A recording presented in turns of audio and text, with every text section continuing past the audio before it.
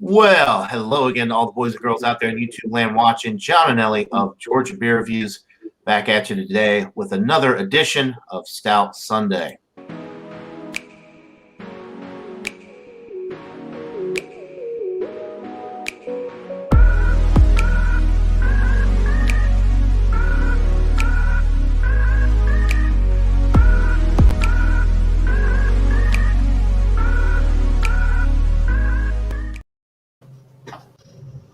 All right, and joining me this morning, we have, as always, Michael Kormeroff from Brooklyn. Morning, Michael. Good morning, everybody. And the one, the only, Mr. Ronald J. Theriault of Louisiana Beer Reviews, also known as the Stout Emperor. Good morning, Jay. Good morning, John and Michael. Good morning, Jay. And we've got Joey in the chat. He says, yep, that's exactly what I was doing. I knocked out 50 push-ups. That's why we're a little late. Good morning, Joey. Thanks for stopping by. All right. We'll go ahead and get right into it here. We'll start with Michael Kormeroff. What are you drinking this morning, Michael? Revisit from Trader Joe's of Stockyard Oatmeal Stout, 5.2%. Joseph's Brow Brewing is what they claim, from San Jose, California. Has the little picture of the man on the side.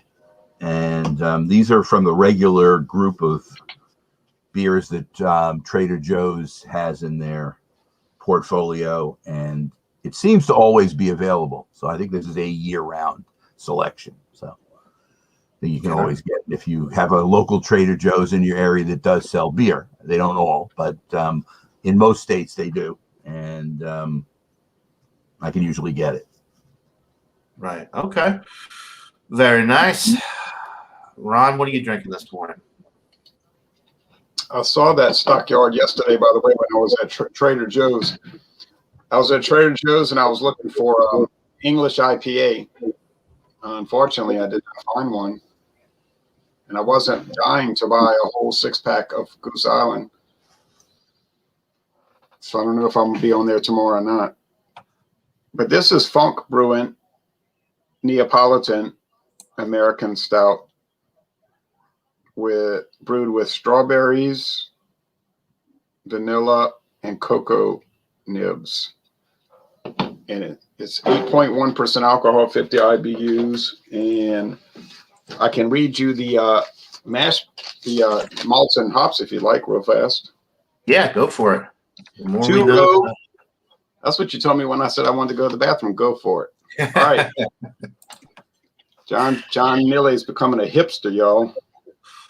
Do it, man. 2-row amber, chocolate, carafa, brown, and honey barley malts. The hops are Simcoe hops. There's no listing for it on Rate Beer. Beer Advocate gives it a tiny little score. And Beer Advocate doesn't give it a score. There's not enough reviews. And then Untappd only has 399 check-ins, include my own, and they gave it a 74. So, and I did the first video review for this product in the world a few minutes ago. Right. Okay. Sounds good. I love, the Neapolitan stouts. There's quite a few breweries that do that now with the vanilla, the chocolate, and strawberry. And the ones that I've tried have been pretty good. I think it's Commerce Ozzy is always drinking one of the Neapolitan stouts in the morning when he's in the chat. He's always talking about the Neapolitan stouts and how good they are. So I am drinking from Dragon's Milk, or from New Holland. This is the Dragon's Milk 2021 Reserve number 1. It's 10% alcohol. It is bourbon barrel aged stout with peanut butter, cacao nibs, and natural flavors. So like a Reese's peanut butter cup, pretty much. It talks about the velvety flavors wash over your taste buds, and aged in select bourbon barrels for 3 months. So they do specify how long they're aging the beer. So 3 months bourbon barrel aged, finished with massive amounts of real peanut butter and cacao nibs. And there you go. So, all right. Cheers to the chat. We've got Josh. Jules is in the chat this morning. Good morning to you. All caps, so you know she means business this morning, guys. Okay, let's go back around. We'll go ahead and get into these wonderful beers. We'll start back with Michael Kormeroff. Okay, so this is what the pour is going to look like.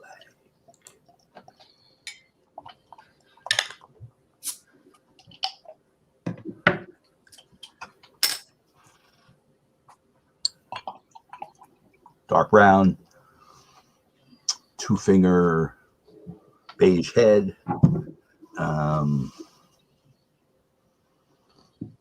Roasted malts. Let's see what else I'm getting. Mild coffee, maybe a little bit of background chocolate. I don't think you can smell oatmeal, so I can't smell the oats. It seems smooth smelling, kind of clean. Let me give it a taste. Cheers, everybody. Cheers, Michael.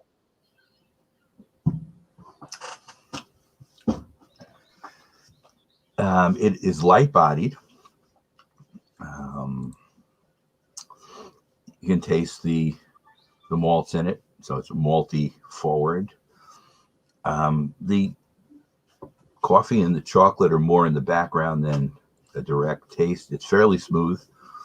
It's creamy. It's session, so you don't expect it to really be packing a big punch, but it is substantial enough in what it is doing that I'm happy with it. It's something that I think I've probably bought through the years from the beginning of my association with Trader Joe's. Pretty steady beer, and there's nothing, it's not going to be world class, but certainly for what it is, it's a good product. And anybody who does have, like I say, Trader Joe's in their area that do sell beer, you should go and get this as well as some of the other beers that are Joseph Brow, and they have other things that they sell in their lineup too. So check everything out. But so far, I will keep sipping, and I will have a number for you when we come back for a second time around. All right, sounds good. Yeah, anybody out there that has Trader Joe's, and if you like craft beer, you can get some really good deals. A lot of people, I don't even think realize that Trader Joe's has such a good beer selection and their own lineup of products that you can get for pretty cheap compared to other craft beer stuff. Really quick, I just wanted to go back to the chat. Cheers to Allie. She's checking in from Liverpool, and she's drinking a Hamilton Sunday Sauce Chocolate and Vanilla Stout.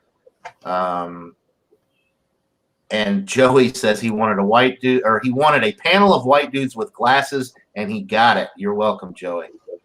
All right. So let's go. We'll come back around to you shortly. Let's go ahead and pull up Mr. G.A. Terrio and let him talk about his Neapolitan American Stout. He could have gotten Judy in disguise with glasses. Hey, wait a minute. I just know something. Alex is not here. Anyway, I wonder what the term. What happened to Alex? Yeah. I don't know. Where he is, Alex, if you're in the chat. He's probably still sleeping. Not Alex. All right. The head is gone. It was a thin beige head to start with, or ivory head. There's no kind of lacing, really. There was minimal lacing, and now it's gone. It's dark, but it's not super dark. Like if I hold it up into good light, well, I don't have good light at this point, but you can see glints of brown all around. So it's more like A&W root beer color, but probably darker than that. All right, the aroma. Get vanilla, you get some cocoa, similar to the Lining Kugel's Snowdrift Porter. Although this is a good deal more alcohol. There's a good deal more alcohol in this. I think that one's 5.4. This is 8.1. Right. But I love that Lining Kugel. That's good. Cheers to y'all. The taste. Cheers. It's kind of bitter, kind of harsh. I think now it does say 50 IBUs, but the bitterness in this beer, and by the way, this company was started by two brothers. Their last name was Funk Brothers in 2014. And I know there's a off Interstate 55 in Illinois. There's Funk's Grove. I don't know if it's the same family. I doubt it. They grow their own maple syrup on maple trees. So I stopped off at Funk's Grove once with two friends, and we got some of their homemade maple syrup. Oh man, that was fine. That was fun. All right, now this one is not so fun.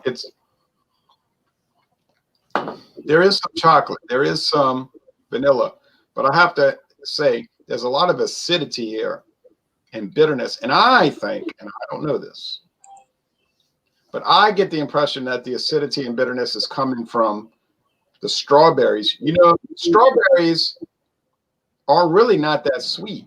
Y'all think strawberries are sweet. You say, well, I had some strawberry ice cream. It was so sweet. That was probably artificially flavored strawberry, which probably tastes better than real strawberries. To me, oh, he's gunning up his boat engine. Sorry. Just indicate to me if I need to close the door or whatever. To me, if you're using real strawberries, it's going to be pretty acidic and bitter. And that's why people eat strawberry shortcake, because then you got the sweetness of the cake, right? And you got the sweetness of the whipped cream, and it overrides that sharp bitterness. So, I mean, that's a danger of using strawberries. The body's medium, high, I mean to say high, medium. And the finish is semi-sweet. On the Cyclops scale, this would be 4 out of 5 sugar cubes, but unfortunately, it also be 4 out of 5 bitterness units. And it's kind of like that harsh bitterness, acidic strawberry bitterness. So I'm not exactly thrilled, and I think I would rather have purchased the what's that one called? Western Wrangler Hoedown that Michael's drinking. The one he's drinking. What do you mean? The one he's drinking today? Yeah, the oatmeal stout. Oh, the Stockyard. Yeah, Stockyard. Yeah. Okay. Stockyard. I knew it was something to do with out west. I said Western Cowboy Hoedown. Maybe that guy is a rather wrangler. That guy could be a wrangler in the picture. We don't know. It could be. Yeah. Could be a Wrangler. It makes me think of the West, you know. And I like that Trader Joe's, and you get a good deal on a 6-pack. You know what I paid for this can? It was like $4.99 for a pint. Now look, when I pay $4.99 for a pint, I want to see the ball go over the fence way out in center field. I don't want to see some little bunt sacrifice and get to first base. And I don't even think this one made it to first base. I think it got thrown out. Sorry, Funks. Okay. Wow. I didn't make it. I'm just drinking it. That's true. You gotta be honest. Gotta call it like you see it. Right. Okay. Well, let me pull myself up. I'm hoping that my beer is a little bit better. And so far I haven't been let down by a Dragon's Milk. So let's hope this is a good one. I poured it a while ago. There's still a little bit of a thin film of head, kind of a khaki colored head there. The appearance is very, very dark brown, almost black, but when I hold it up to the light, I see a little bit of brown, the edges of the glass. So the reserve one, for anybody who may not have caught the beginning of the show, it is a peanut butter infused peanut butter, cacao nibs, and natural flavors, and it's aged in bourbon barrels, just like all of the Dragon's Milk stouts are, except for the white, I guess. Well, actually, that one's aged in bourbon barrels as well, I think. Anyway, 3 months bourbon barrel aged. It smells a lot like the standard Dragon's Milk. You're getting some dark chocolate. You're definitely picking up on that bourbon barrel aroma. The peanut butter's there, but it's in the background. Little bit of vanilla, which I think is from the bourbon barrel aging. They don't add vanilla to this. Yeah, just peanut butter, cacao nibs, and natural flavors.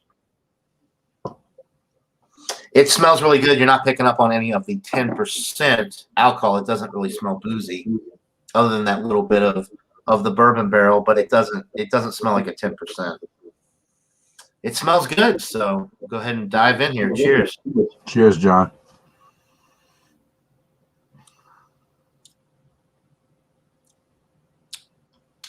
So if you've had the regular Dragon's Milk, just their standard stout, this is a lot like that. It has a little bit of the peanut butter in there. You're getting all the barrel notes that you get with the original Dragon's Milk. Honestly, a little bit more peanut butter would have been nice. The peanut butter is very subtle, which I guess if you're a huge fan of bourbon barrel-aged stouts and you like the original, then this one, I mean, it falls in line with that. You're getting everything that you get with the standard Dragon's Milk and just a little bit of peanut butter. So it's not enough peanut butter to really mask the barrel-aged notes. It's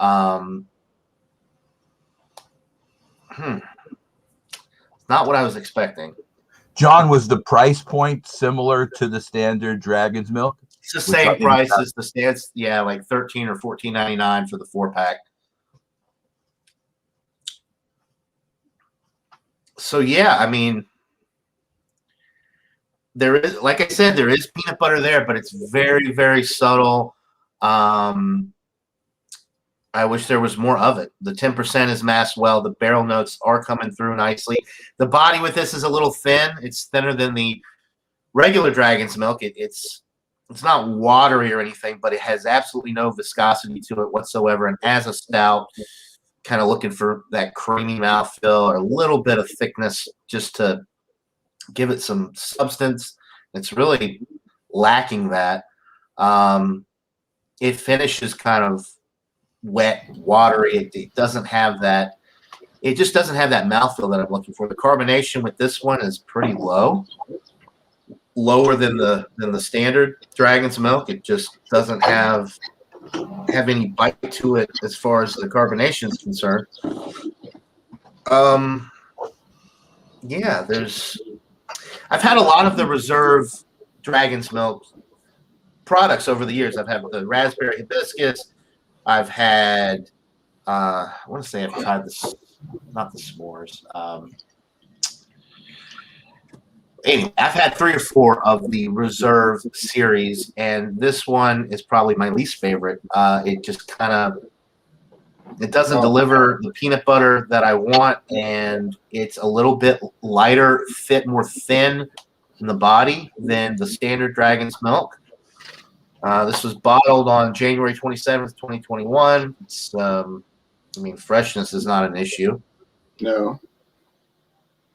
Yeah, I mean, it's not bad at all. If you like the standard Dragon's Milk, you'll probably like this, but it's a little bit less alcohol, a little bit more thin with the body, and if you're expecting a ton of peanut butter, you're not really going to get it.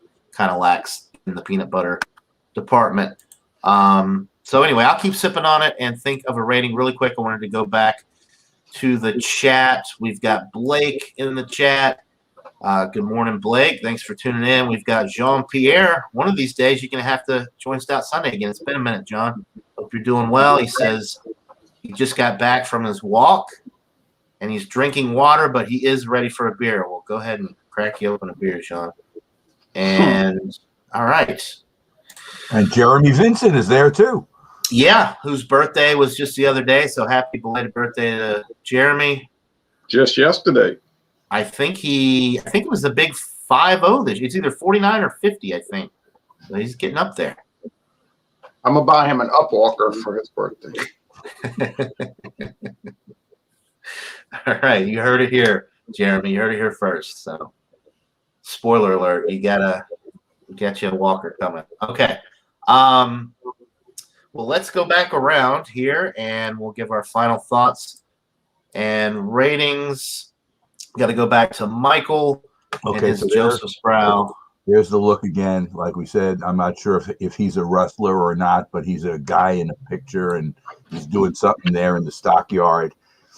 And I think it's a quality product. And if I remember right, it's $6.99 a 6-pack, which at this day and age, at $1.16 a bottle, this is like the steal of the century. I mean, it's really a big deal.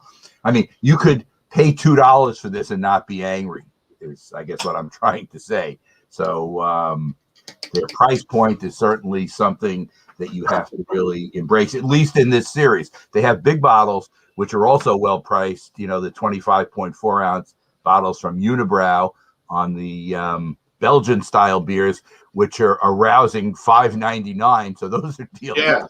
But that has a nice head. I know. I just poured the dregs of it. So you should give it another taste and see if it changes anything. There was a lot of sediment, I think. Okay. So as this is warming, you're getting a little bit more of the roasted malts. There's really not prominent other tastes. I guess it's creaminess and the oats coming through, and it certainly follows the classification of a oatmeal stout. I'm going to give it an A, but the lowest A I can, a 92. So it's not an A minus. It's still an A in my book. My lowest A is a 92. So okay. For the price point, I'm cool on it. I think it's terrific for what you're getting, and I give it highly recommended for a beginner kind of stout drinker too, because there's nothing. The bitterness level is low enough that you wouldn't be offended by this. Yeah. What's the ABV again? 5.2. So it's very session. Slow, yeah. But I would say if you're going to do this or the 5.6% standard Guinness, that this is less bitter. But maybe that's the oatmeal effect on it. Yeah. Now the Guinness draft, which is what it was at 4.2 or 4.4, that probably because you do get all that smoothness that you do get from that, might be something that you'd like more than this. Maybe, I don't know. It depends on the person and what their taste is. Everybody's palate is different, and if you're looking for an entry stout, this one certainly would be one worth trying, I think. Okay.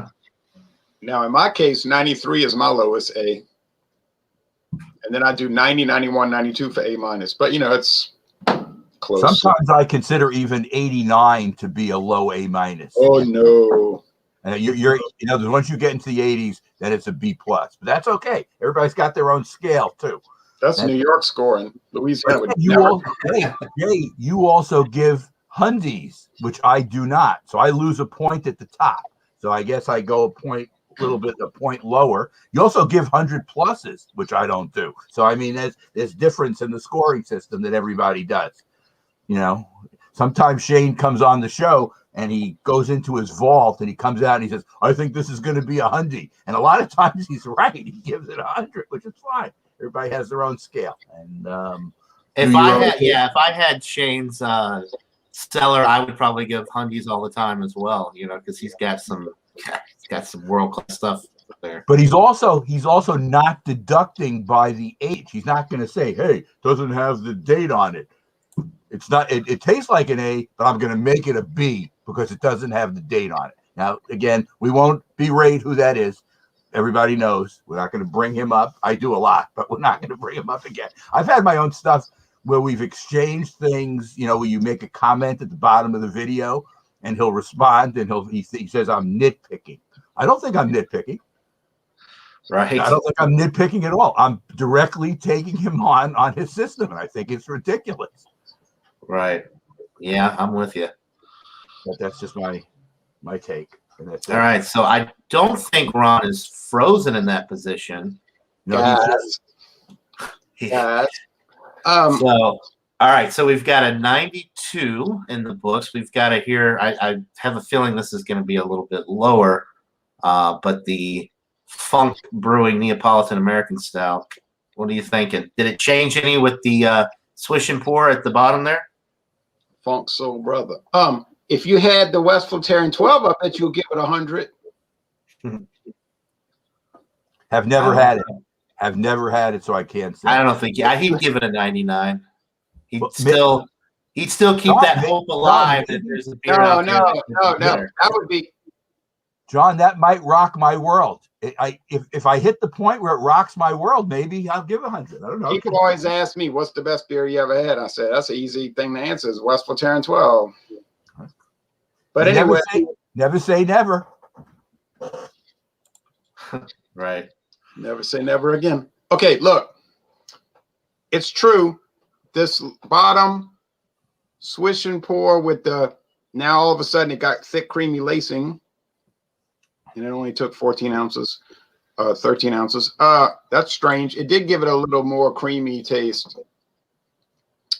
Now, when I did the review out in the backyard earlier, I couldn't do a swish and pour in this little glass. And plus I had to say, it wouldn't have mattered anyway, because I had to save most of it for this.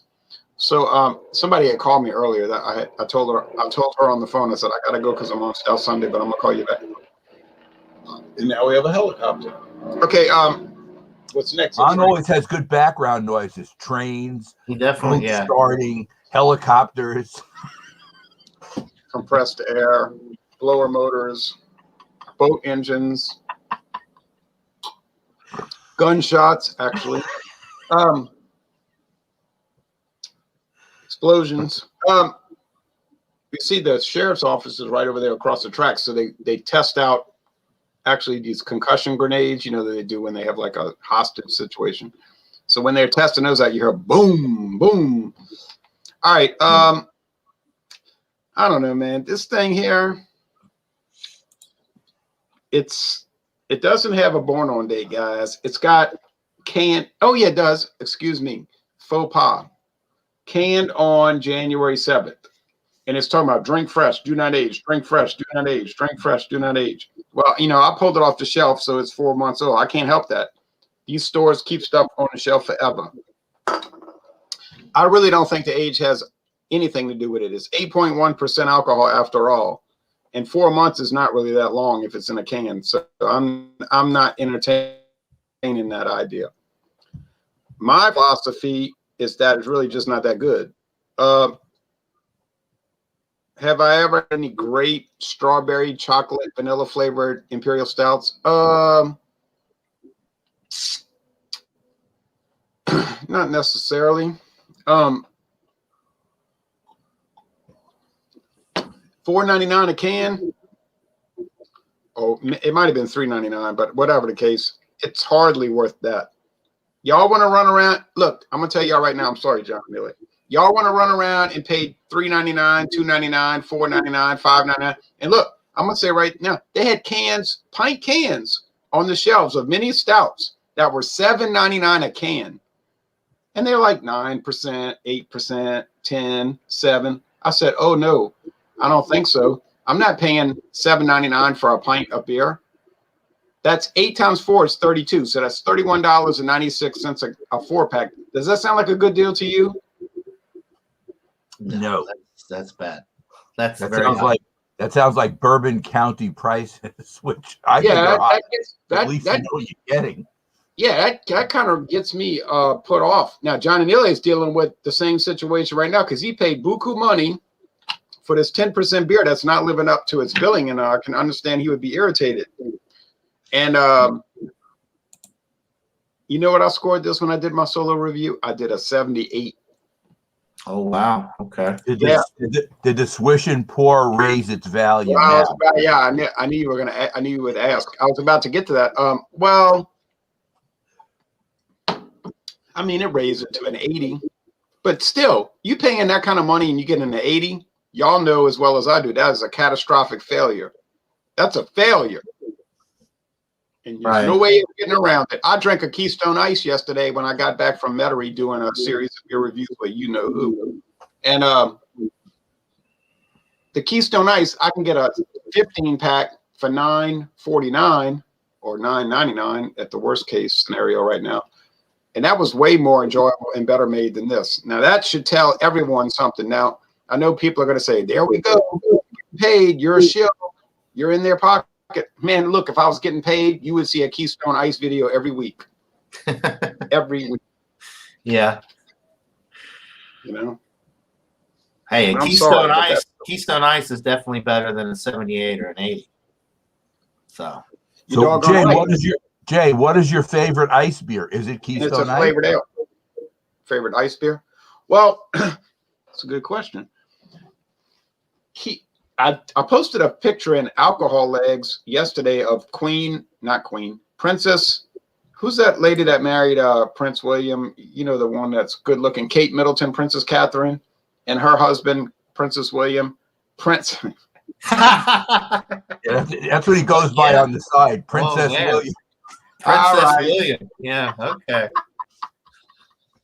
Well, it is an 8.1% alcohol pint. No, Prince William, they were drinking something called Harp Ice. And I looked at that and I was like, wow, this is incredible. These two royal people went to Ireland and did a promo event for Harp Ice. I said, well, that's different. And they looked like they were loving it, you know, but I mean, of course, that's all just, I don't even know if they drank it. You know how that goes. But favorite ice beer? Well, Keystone is certainly up there because it's actually an ice brewed ale. And when you do an ale, it has a different way about it than a lager. And there's something different. I always knew there was something different about Keystone. And I did some research, and I have cans going back for 25 years, and they always said ale on it. They never said lager anywhere on the can. And either it would be Keystone Ice or Mickey's Ice Brewed Ale, which you'll probably find the Holy Grail or the original copy of the Magna Carta before you find Mickey's Ice Brewed Ale. But those are the two good ones, you know, really good. Okay. Because I have to say I'm not an expert on ice beers personally. I've had a few of them. They haven't really rocked my boat, but I'm willing to try others, I guess. I've never had a Keystone Ice. Keystone Ice is one of my favorites as well. Just there's some smooth creaminess to it. John and Neely, you know what I'm talking about, that smooth creaminess. Yeah, well, and I think it's because it is you're talking about it being an ale. I think it's because it's brewed at a slightly higher temperature than your other ice beers because it is an ale. So you get some of those fruity esters as a result of that. The banana notes that people talk about in Keystone Ice and even like was it Coors Banquet as well. But anyway, and that's not an ice beer, but just and that's a lager versus an ale. But you get some different notes from the Keystone Ice that you don't get with other ice beers. And I really enjoy Keystone Ice. It's one of my favorites. And one more thing. Yeah, go ahead. That and the what? That and the Molson Ice. I think Keystone Ice and Molson Ice are my two favorite ice beers. Well, I wasn't too thrilled with Molson Ice, but I would be open to revisit it.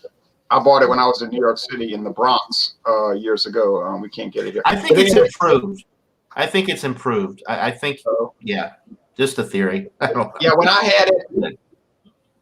I had it, it was brewed.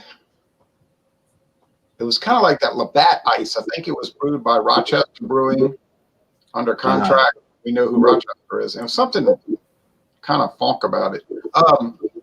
Now, some people might say this. This is what I was going to say. Some people might say, oh, Keystone Ice, they're doing it as an ale because they're trying to be expensive. How can you get it for $9.99 or $30? Oh, here. Oh, yeah, you corrected. How could I get the Keystone Ice for such a cheap price? Look, I do not think they're brewing Keystone. Whatever that is not me. I just. Oh, am I? I can mute myself. It ain't me. It ain't me. No, they're not brewing Keystone Ice as an ale because it's better quality. My contention is they're brewing Keystone Ice as an ale because it's cheaper. Think about it. High temperatures, and you don't have to cellar it. Lagers, you got to age in an aging tank in very cold environment for weeks and weeks and weeks. Ales, they just brew it. What is that? I'll mute my ales. Now I think I'm clear now. Ales, I don't think it was me all along. Ales, they brew kind of a, like you call it, a dirty product. They just let it sit in the clarifying tank. They put it in the can. They're not letting it lager or cellar for weeks and 6 weeks like a lot of these macro lagers. So I think they're making it as an ale because it's actually cheaper. You can just throw it out there. And that's my feeling. And that's all I'm going to say. All right. So Jeremy says alien noises. That's what we're hearing. Okay. So let's see. Well, All right. So I've got to give a rating on my beer here. Well, if you like Dragon's Milk, just buy Dragon's Milk. The reserve number 1, less alcohol, thinner body, not enough peanut butter, and basically no carbonation. Other than that, I mean, it does have the bourbon barrel notes. It's easy drinking for 10%. It's just slightly disappointing because I was expecting a ton of peanut butter, like a Reese's peanut butter cup in my mouth, and I did not really get that at all. I'm going to go with an 88. It's a B. I mean, it's still good, but it can't, it's not in that excellent range, and I don't know why you would buy this and over the regular Dragon's Milk, because the regular Dragon's Milk's got more body and flavor than this.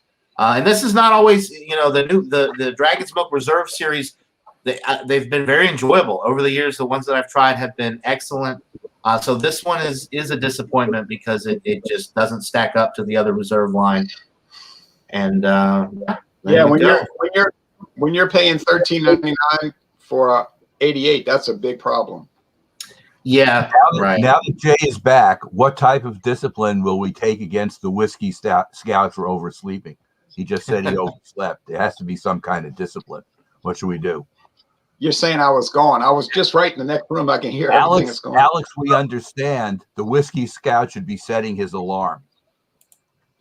It's true. Well, I mean, he might have stayed up. He might have stayed up late. Something else up. Wait a minute.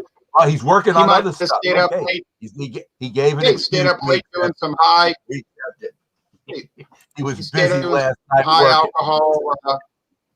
He was doing some high alcohol comparing and contrasting, and it's fine. Well, what was Alex doing? Was Alex John on a late show? You think with somebody boozing it up, and that's why he didn't wake up this morning to come on? Or no, they probably had some secret internet platform food and beer thing that no one knew about, like a secret people, like beer with escargot or something. Alex versus the snail. I tried some escargot. I tried some escargot. And you came back. All right, I'm back. Sorry, my computer froze. See, I don't think it's me. It's the whole platform. I watch Hangout videos all the time. Those things fail constantly. I think. Yeah, but what was the gurgling? John and I both turned ours off. It wasn't coming from you. There was stuff going on. I don't know. I think Jeremy may have been on point with the whole alien noises thing. That's probably it's some kind of internal problem with StreamYard and Google Hangouts and all that, I think. Yeah, I don't think it's any of our setups. I think it is something with the platform. It'll just start up. Did you get a chance? Did you get a chance yesterday to watch Eric's review of Founders All Day IPA? No, but I have not watched it yet.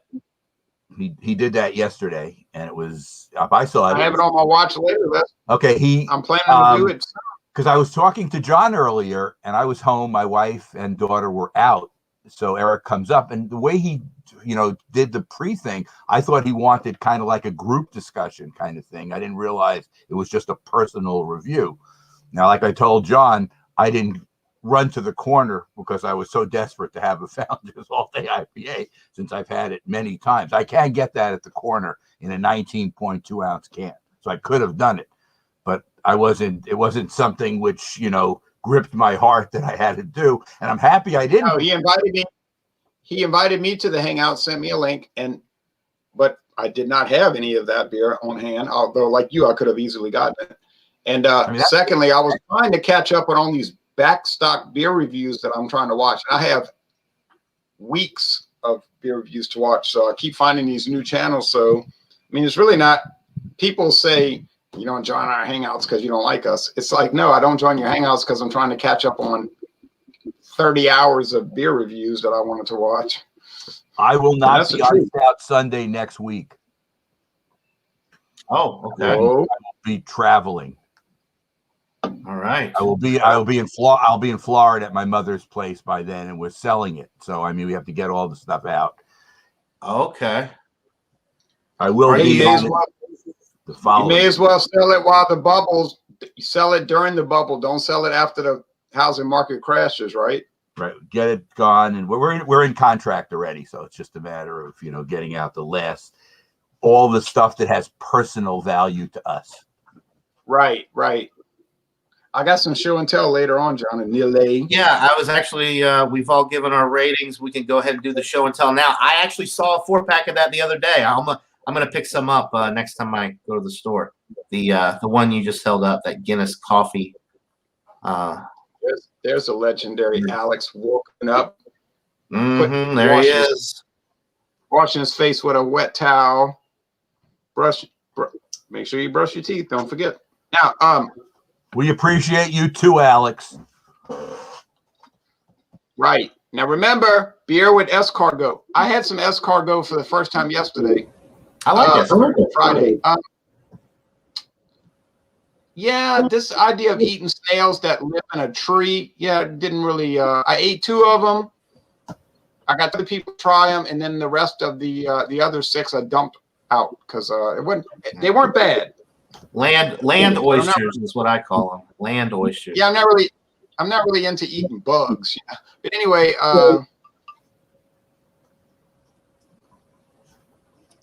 here, I'll pull here's it. one I found at Mathern's. Nowhere on the can does it say stout. That's why I didn't bring it for Stout Sunday. But I looked at some sell sheets from like people that are at liquor stores, and they claim it's a dry Irish dry stout with nitro coffee brew. I don't know how you feel about me. Sorry, I froze. Once again, I don't think it's me freezing up because my system is working pretty well. I don't know how you feel about me bringing this on Stout Sunday. Could we take the risk that it might not be stout? So that doesn't say stout anywhere on the can? I would be okay with it. It says beer with coffee. We know it's beer. It is made by Guinness, so I think it's worth the risk. You should do it. Jay, you certainly could do it, but could you do further research and find out if it's really a stout? I was doing that this morning. I was doing that early this morning, and I checked 2 different liquor stores, and they were saying, this is a dry Irish stout with blah, blah, blah. And I was thinking, that liquor store didn't write this up on their own. This is a sell sheet they got from Diageo, I bet you, meaning Guinness. You know what I'm saying? These stores don't write that text on their own. And there was 2 different stores with the same description. So what is that telling you? It came from a what? A sell sheet. I've never seen that one. Just came out. It's a nitro can. It's a nitro. Alex actually had it. I don't know, maybe about a week ago. We were hanging out, and he poured one up, and it looks. I mean, it definitely looks like a stout. Okay, well, I'll take the risk and bring it next, which will probably be next Sunday. And look how they're showing it. It's light at the top, and it's dark at the bottom, like a nitro stout, right? Right. It's probably a stout. I don't think Guinness makes any. Although Guinness they do make in the place in Baltimore non-stouts that are still a blonde ale, right? Guinness products. So I guess they do. I'm not going to show up on Stout Sunday with an ESP, but all right. Now, but anyway, show up to a lager, or show up to a lager examination with an ale, or vice versa. Right. I do have some standards. I don't have many. I don't guess, but I have some. Last night at dawn, right? Wow. At dusk, scary. Last night at dusk, I reviewed this. It was a little too dark. I thought the lighting wasn't ideal, but I thought it was so beautiful outside. I reviewed this. The Cane Run rum, and they're claiming 12 years. That's a lot for no. It's one of those lies. It's a number 12 recipe. Oh, okay. Because I was going to say a rum for 12 years would be pretty exceptional. And like I said in the video, what about the number 11, 10, 9, 8, 7, 6, 5, 4, 3, 2, 1 recipe? But Sazerac only has this. Sazerac only has this, the number 12 recipe. We know it's a game. But actually, it was pretty dang good. And I got a great deal on this. Everybody's got it for like about $18 to $20. Not real expensive, but Bacardi level, I guess. I got this at Discount Depot. Anyone? No? Okay, I'll tell you. $10.99. $10.99. I'm gonna say $8.99. And we're gonna cut right down the middle because I got it for $9.99. $9.99. Now I know Michael wouldn't have bought it because he doesn't deal with spirits. I don't know what you would have done, John and Neely, if you'd have found this from Sazerac, $9.99.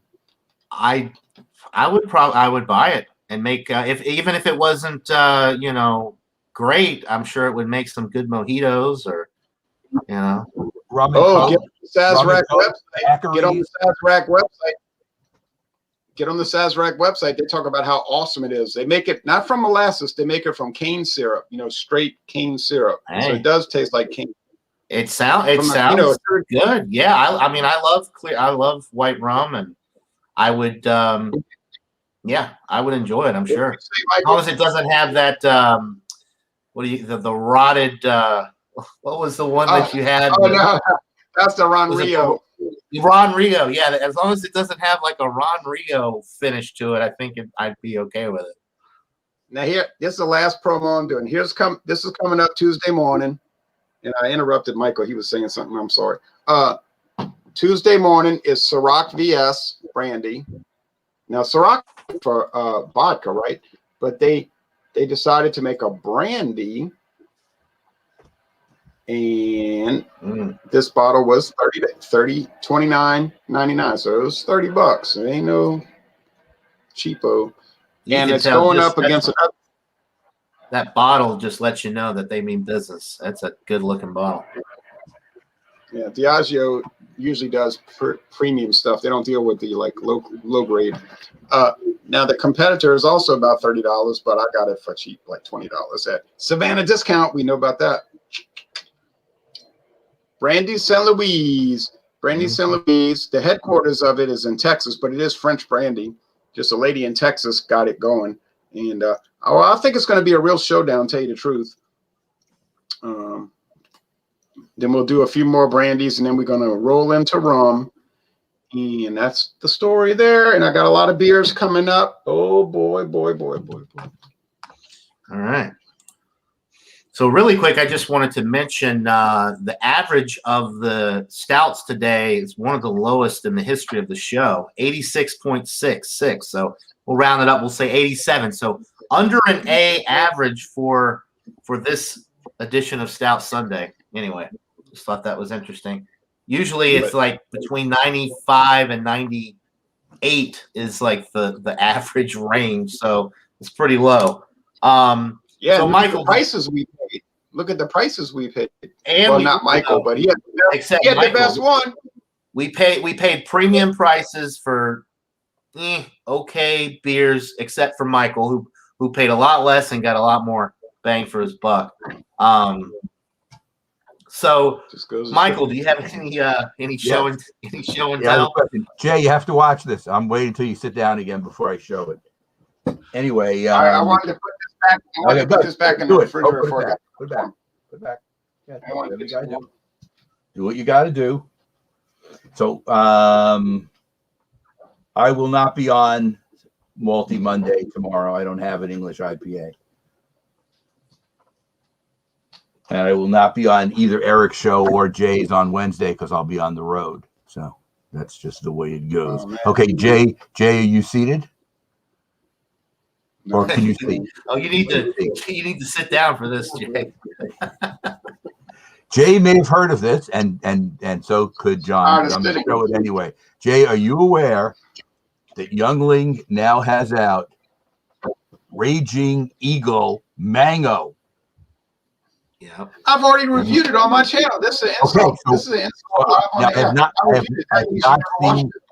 I didn't see your review. Did you like it? Not necessarily. Okay, I'll have to watch your review of it for sure. I have not had it yet.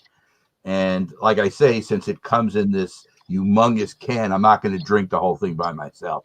I have to find some unsuspecting people who don't know about some of the things about mango who I can trick into drinking it. There's got to be somebody around who you can trick. Well, it I'm wasn't. I'm still looking for it. I can't wait to try it. I hope I can find it. Everybody who watches the show, don't they know how I feel about mango in general? I think they do. One of my favorite. This was given to me by somebody, by the way, my daughter's best friend Jordan. So he says, this is something you'll probably like. Probably not, but I'm willing to try it. But I need some unsuspecting mango people who are going to give me a fair opinion. My problem wasn't the mango issue. That wasn't a problem. My contention, my problem with that beer was that it didn't really have much mango flavor. It mostly just tastes like they used their cheapest beer that they made and put a little bit of mango puree, and it was very dull. That beer was so bland. I mean, come on, I gave it. Well, you'll see when you watch the video. Okay, but I'm just saying, I don't even care if it has mango in it either. I'm going to be rating it on the beer too. But in my case, maybe the less mango, the better. So I may be happy that it doesn't have mango. But if you might like it. I may not. I may not. If the beer itself doesn't have any foundation for itself, then Yuengling is okay. They're not what you call. Put it this way: I don't consider Yuengling a craft beer. Anyway, they're not. It's a regional brewer that happens to be the oldest in the United States. From 1829, they've had an active, other than during Prohibition when they were making soda and other things, they've been in constant operation since 1829. So they're the oldest. I've been there. I toured their facility and I had a great time. It was fun. I like their Lord Chesterfield ale. I like their black and tan, and I like their premium. I'm not thrilled with their standard base beer. It's okay. Their flagship. Pretty bland, though. Pretty bland. It's okay. Nothing wrong. The premium beer is better. Yuengling. Yeah, I thought so too. And Yuengling is not a craft beer company, but they got certified as a craft beer company by the Brewers Association because they had the you-know-what to make that happen. Oh, okay. But again, I don't even consider Sam Adams to be craft beer. Not anymore. Never. I never did. I mean, it's just me, maybe. I don't know. When Sam Adams first got started back in 1985, most of their beer was contract brewed by Miller, but they tried to keep that secret. So I never thought they were craft. Anyway, once they've got like they are now they're just a mass market. They're just like a macro company. I mean, that's all they are. They have the Dogfish Head division now, which does continue to still brew craft beer. Right. But if you look, I'm not going to right now pick on Sam 76, but it was among one of the worst beers I've ever tasted. Awful. I gave it a 76, which was probably too generous when I reviewed it. It comes in every one of their packs, so you can't avoid it. So I don't buy 12 packs of Sam Adams anymore just for that. I had some people get so angry at my channel because I said Samuel Adams 76. Sam 76 wasn't really that good. And they were like, what do you know about beer? That stuff's great. I said, well, it might be great to you, but to me it's drab. It's like nothing. It's like drinking a bottle of nothing. And y'all want to see a real war get started? And then I know John has got to get off. Here's a war that's started. They make some good products, though. I'm not saying it's all one thing or another. Oh, now we got into this last week. Right. Samuel Adams. I don't hate Samuel Adams, but they just deal with dullness. That ought to be their slogan. We deal in dullness. Now, John, this is Dixie reincarnated. Oh, is it? Okay, hold on. Let's see the whole. Let's get a good look at this. Jay can give you a full description. Where'd they come up with the name? What's up with the Faubourg? Should I know what that means? Is that it's a French word? It's a French word, and it means neighborhood. Okay. Huh. Faubourg, like they got Faubourg Marigny, Faubourg St. John, and all that. All right. Brewed by Faubourg Brewing Company, New Orleans, Louisiana. Yeah, 4.8% alcohol. The neighborhood beer of New Orleans. Established in 1907. Well, they didn't establish Faubourg Brewing in 1907. They established Dixie Brewing in 1907. You get on their website, they talk about, oh man, we're all a big family, and we established Dixie Brewing in 1907, and now we reimagined our name so that we would be more inclusive and everyone would feel really good about it. And I'm like, boy, I can't wait to see how those videos come out. I have so many good shirts, caps, and props to put up, but and I try not to use profanity on my shows, but you know what? That's a crock of shit. I'm sorry. That makes me so angry. The whole Dixie. They had such good branding and loyal followers, and I was. Oh man! And then when Jay came to visit me, and he brought me the Dixie or the dice, Dixie Ice, and you had to try the Black and Voodoo when I was down there, and now all of these classic. I mean, it's just whatever.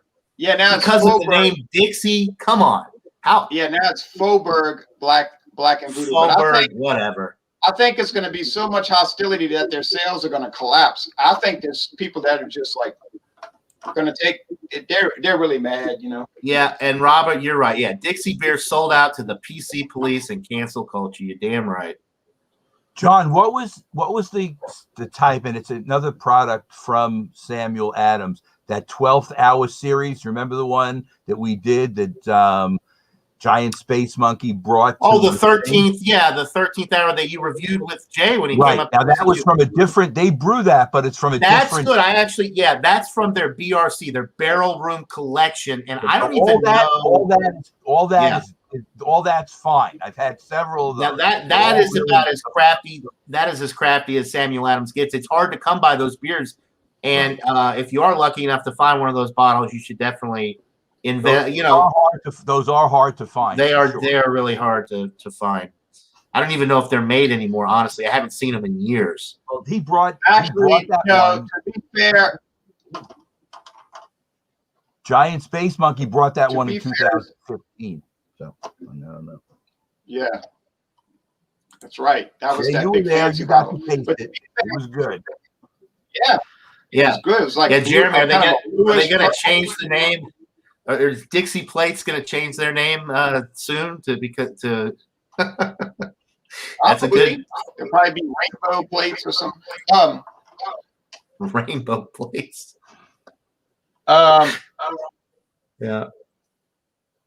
I'm going to give Samuel Adams a little bit of slack because they did put out some really serious craft beers over the years. Like, remember they had that series, the Samuel Adams Doppelbock and the Imperial White Ale and all of that stuff that was super high alcohol in the 4-pack bottles. And there was one little problem. It did not sell. And what does Samuel Adams make their money off of? Selling the mass-produced humdrum variety packs. So, I mean, if that's what you're making your money off of. And I would give Dogfish Head more of a hard time than Samuel Adams, especially now that they're in cahoots together, because Dogfish Head is typically more money. You're looking at 4-packs versus 6-packs, and their beers are always overhyped, and the quality that you get never lives up to the reputation that the beer has, except for the 120-minute IPA. The Worldwide Stout was okay as well, but it still ain't worth $40 for a 4-pack. So I'll take Sam Adams over Dogfish Head because you get a little bit more bang for your buck at least. Yeah. Well, in some ways you're right. Yeah. I also went on a Dogfish Head tour, which was amazing too. So I have to say, my wife loves the owner of the company because she actually has met him several times, and his name is Sam Calagione. He seems like a nice enough guy. He's on the Sam Adams board now. That was his payment. Obviously, he's got money involved in the deal too. But that Michael, you're Michael. I'm going to say this, Michael. You're older than us, but you're loyal to the beer culture. So let's just assume you had a Brooklyn craft brewery and Samuel Adams had come along, Boston Beer Company, and said, we want to buy you out for $50 million. You'd have probably turned down that $50 million just to be true to the craft beer movement, right? Yes, I would not sell. See? But they had to live through the pandemic or whatever you want to call it also when the beer sales definitely dropped for everybody. So this would have been a hard time for a smaller company to be in business, I think. But a lot of them have weathered it, whatever. I feel loyal to 6 Point, even though now they're under this artisanal venture deal with these these venture capitalists now own that one, plus Victory, plus Southern Tier in a conglomerate. And as far as I can tell, the product is no different.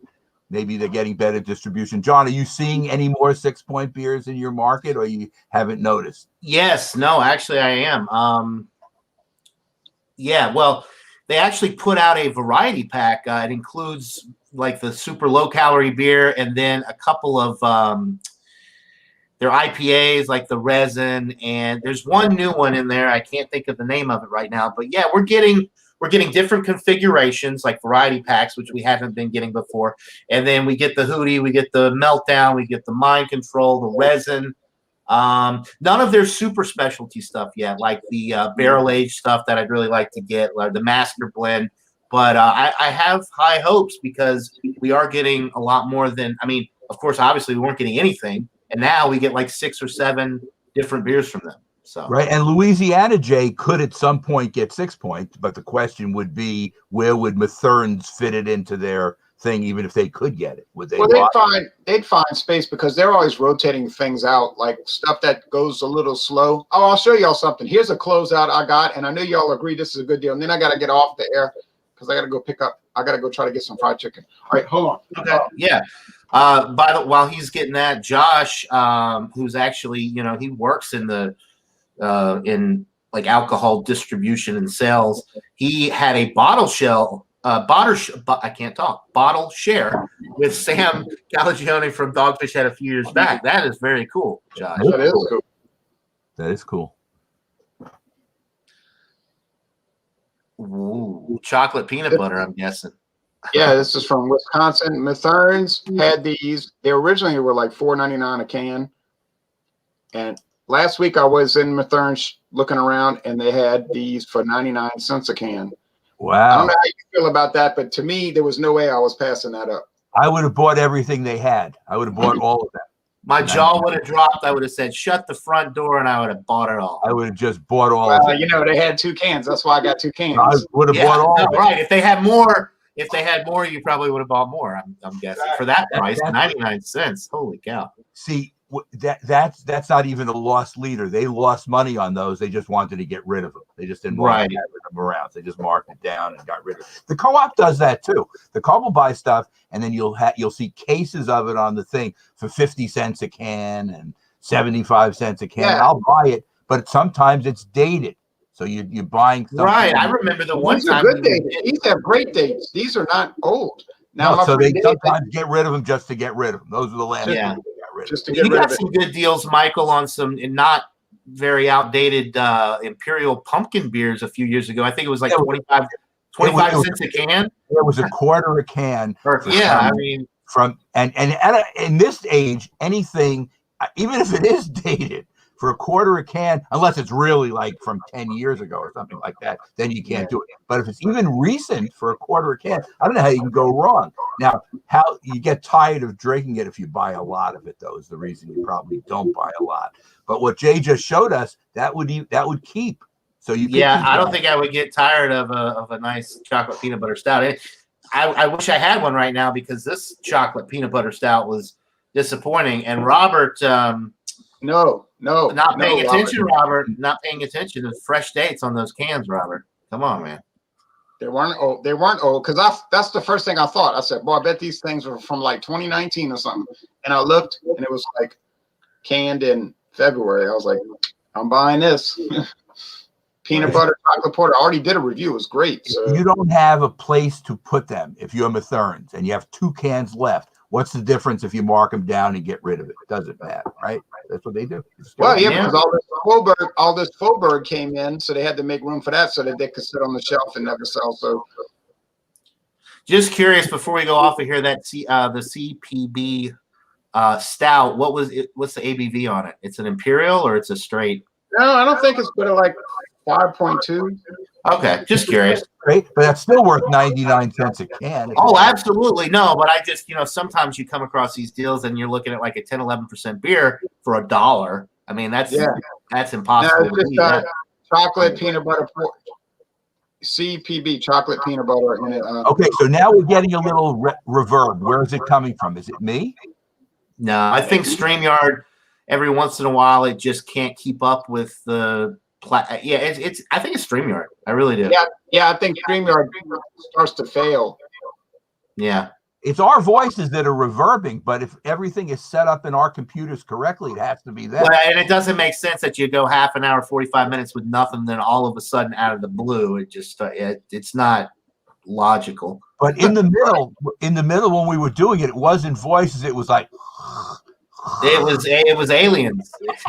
It was alien. I'll tell y'all right now. This is not. It happens in other videos that I watch. It happens in a lot. I see it all the time. It's not just I've seen it on when Jay does his his live streams. Eric on the wild card. Sometimes y'all's sound is all distorted. But everybody, it happens to everybody. So Jay, is this more a StreamYard issue, or did we used to have this on Google Hangouts too? No, I think on Google Hangouts people used to freeze up more. Google Hangouts was different. It had problems, probably more than StreamYard, but different problems. People would freeze up a lot, but they didn't have really any audio problems as much on Google. Yeah. And StreamYard is here to stay, I guess, because you haven't heard about anything new happening in terms of other things. They try to get you to take the premium package, like, 10 people instead of 6. And the good thing about Google Hangouts was that whoever talked, it would show their face full screen. So it would just jump around and show everybody's face. But the problem was sometimes it wouldn't work right, and they would just be jumping and jumping no matter who was talking, remember?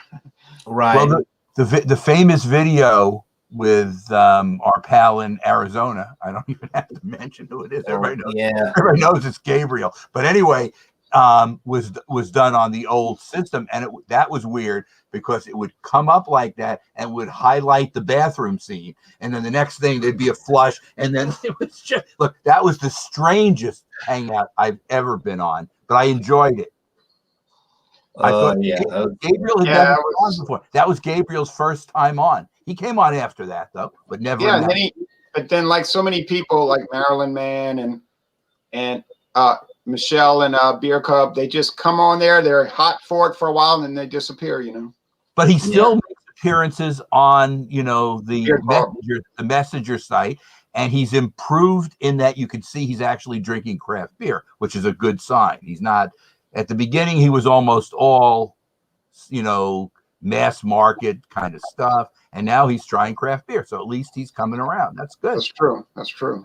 That's a good thing. And I talked him on the thing and made comments when he put stuff up, and seems to he at least has a good place where he can buy it.